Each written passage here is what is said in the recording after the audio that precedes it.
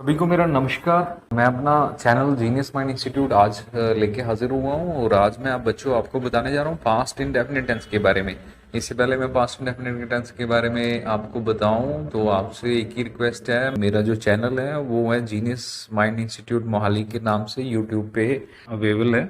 और जिसको बच्चों आप लाइक और सब्सक्राइब जरूर करना। तो शुरू करते हैं आज का टॉपिक, जिसका नाम है पास्ट इंडेफिनिट टेंस। और बच्चों, जैसे मैं बता रहा हूँ कि हम पास्ट एंड डेफिनेट टेंस की बात कर रहे हैं, तो हमें सबसे पहले पता होना चाहिए कि सिंपल पास्ट इसका दूसरा नाम है।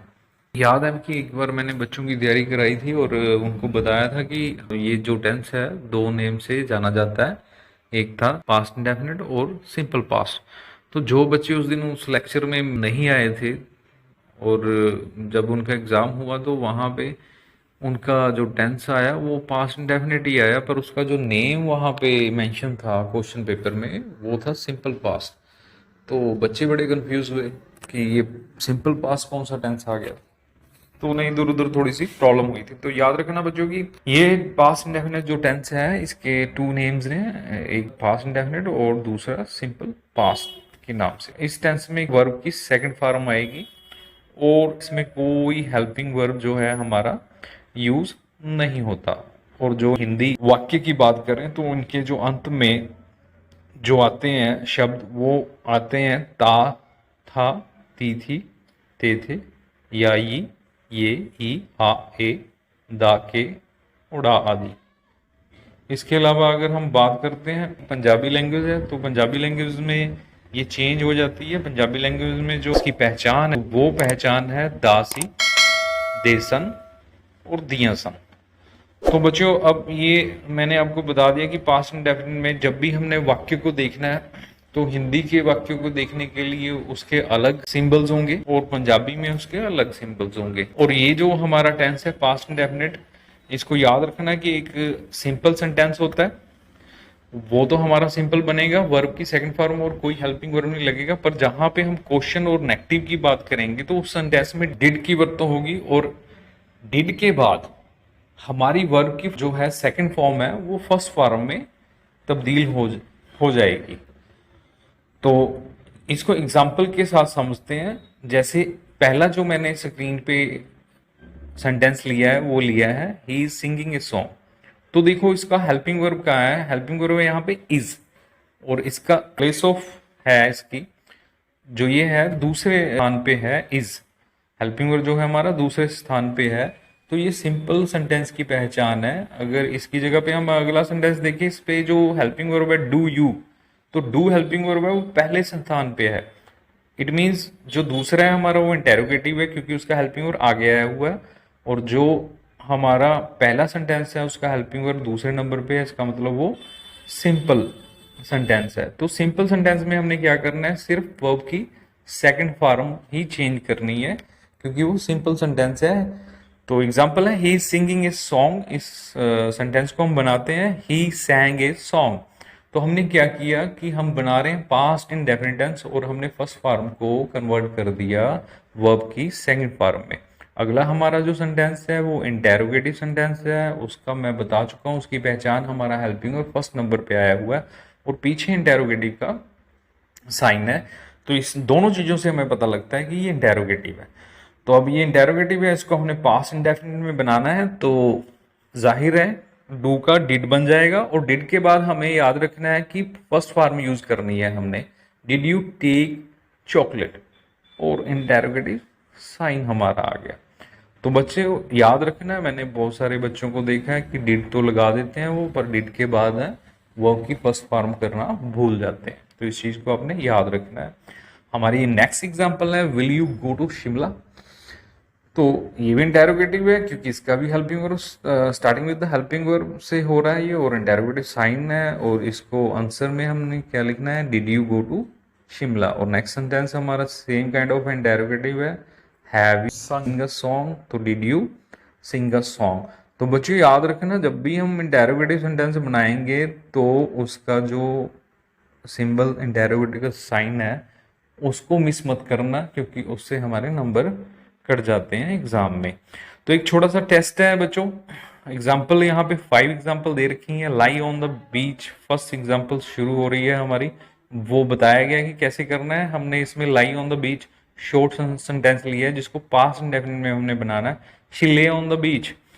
तो इसका जो आंसर है मैंने राइट हैंड पे लिख दिया है, और दूसरों के आंसर मैंने लिखे नहीं है, याद रखना है, ये खुद बनाने हैं आपने। ये गो फर्स्ट फॉर्म है, ये चेंज होके आपकी सेकंड फॉर्म आ जाएगी, और आपने इसमें सब्जेक्ट का प्रयोग भी करना है। ऐसे ही हमारा हैव ए पिकनिक है, इसको भी बनाना है आपने। प्ले वॉलीबॉल है, और स्विम इन द सी। तो ये दीज आर द 5 सेंटेंसेस। एक मैंने बना रखा है, 4 आपने बनाने हैं। ये आपका टेस्ट है जो आपने करना है। अगर इसमें आपको कोई प्रॉब्लम आएगी तो समझना कि आपने रिवीजन करनी है। अगर इसमें आप ठीक हो जाते हो ठीक, तो आप नेक्स्ट अगला जो टेंस है वो कर सकते हो। ऐसे ही मैंने बहुत सारी एग्जांपल यहाँ पे मेंशन की हैं इस वीडियो में, तो मैं बस उसको करने जा रहा हूँ अभी। अभी आपकी स्क्रीन पे ये आ रही है फर्स्ट एग्जांपल। उसने जंगल में लकड़ियां नहीं काटी।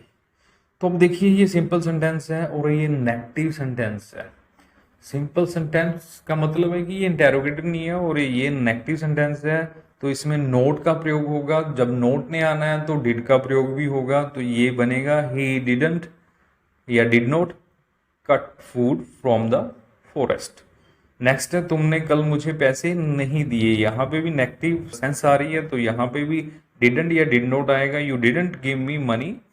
तो कल आपने नहीं दिए, तो कल के लिए येस्टरडे आएगा। बच्चों येस्टरडे है जो, वो हमने in the last of the sentence ही हमने लिखना है। कई बच्चे शुरू में लिखने लग जाते हैं कि येस्टरडे स्टार्ट करते हैं, वो येस्टरडे से वो लिखेंगे ऐसे, yesterday you didn't give me money.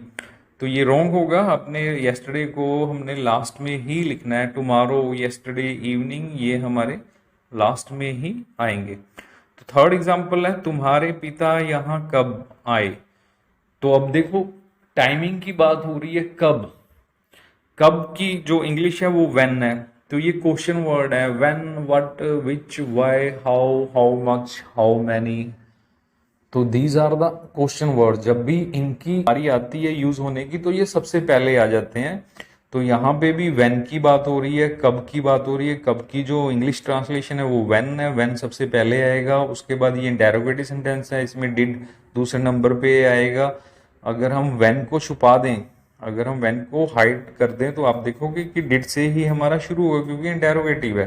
तो when did your father come here. Did के बाद याद रखना केम नहीं, कम का प्रयोग होगा, फर्स्ट फॉर्म का यूज होगा, क्योंकि डिड आ गया यहाँ पे।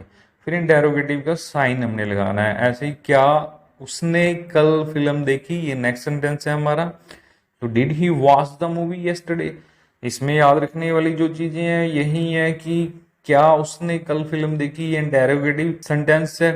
इंटेरोगेटिव ने में पास्ट इंडेफिनिट जो कहता है वो कहता है कि डिड और डिड के बाद वर्ब की फर्स्ट फॉर्म।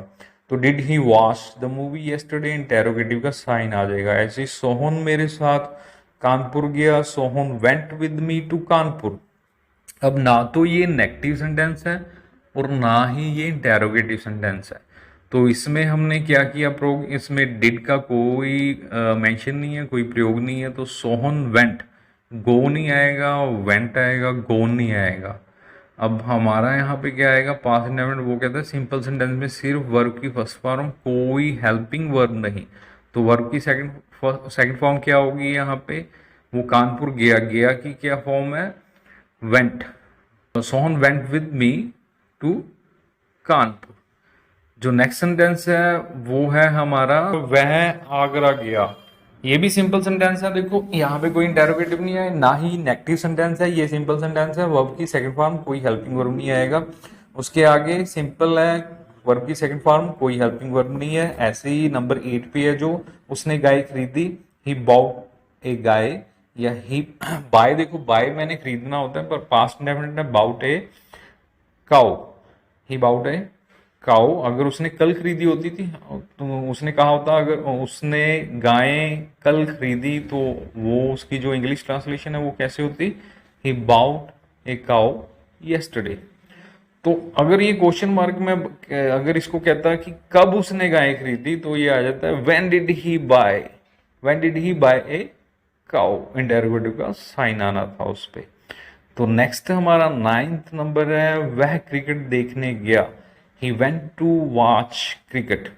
अगर मैंने कहा होता वो क्रिकेट मैच देखने गया, he went to watch a cricket match. मैंने अपना पाठ याद किया, आई लर्न माई लेसन। या मैंने अपना पाठ याद किया, आई लर्न माई लेसन। तुमने अपने भाई को बुलाया, you call you brother. Next sentence है, माता जी ने पूजा की, मदर वर्शिप्ड। नेक्स्ट इससे आगे 13 नंबर, पिताजी ने अखबार पढ़ा, father read the newspaper. Number 14 पे है हमारे पास, आज बारिश हुई, इट रेन टुडे। तो नेक्स्ट हमारा है, उसने मुझे बुलाया, ही कॉल्ड मी। मैंने कल नई कार खरीदी, I bought a new car yesterday. पिताजी कल ताजमहल देखने गए, father went to see the Taj Mahal yesterday.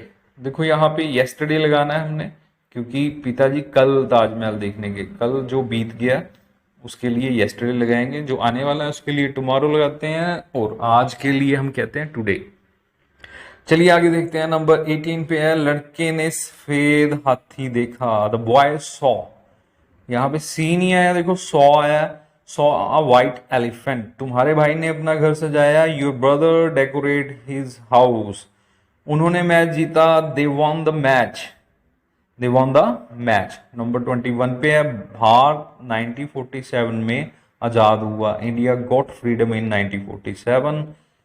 उसने यह घर 1998 में बनाया, he built this house in 1998। हमने कल पार्क में क्रिकेट खेला, we played cricket in the park. कल की बात है, येस्टरडे। नेक्स्ट है, उसने पिछले महीने यह घर खरीदा। अब देखो टाइम की बात आ रही है, कब खरीदा, पिछले महीने। He bought this house last month. वह 4 दिन पहले इस जंगल से होकर गुजरा, he went through this forest 4 days ago। मैंने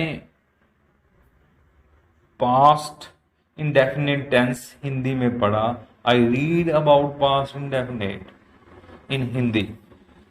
सोहन ने नोएडा में एक फ्लैट खरीदा, Sohan bought a flat in Noida. उसके दादाजी 2 दिन पहले गांव गए, his grand father went to the village 2 days earlier और या एगो। बच्चों ने परीक्षा में अच्छा प्रदर्शन किया, the children perform well in the examinations. मेरे मित्रों ने मेरे जन्मदिन पर मुझे उपहार दिए, my friends gave me present on my birthday. तो बच्चों, these are the examples of the past indefinite. मुझे आस है कि आप इनको बार बार देख के इसमें एक्सपर्ट बन जाओगे पास्ट इंडेफिनिट में। आगे के टेंस देखने के लिए हमारे चैनल को जरूर सब्सक्राइब कर देना। आगे की वीडियोस जो है हमारी काफ़ी सारे टेंस रिलेटेड होगी। बहुत बहुत शुक्रिया।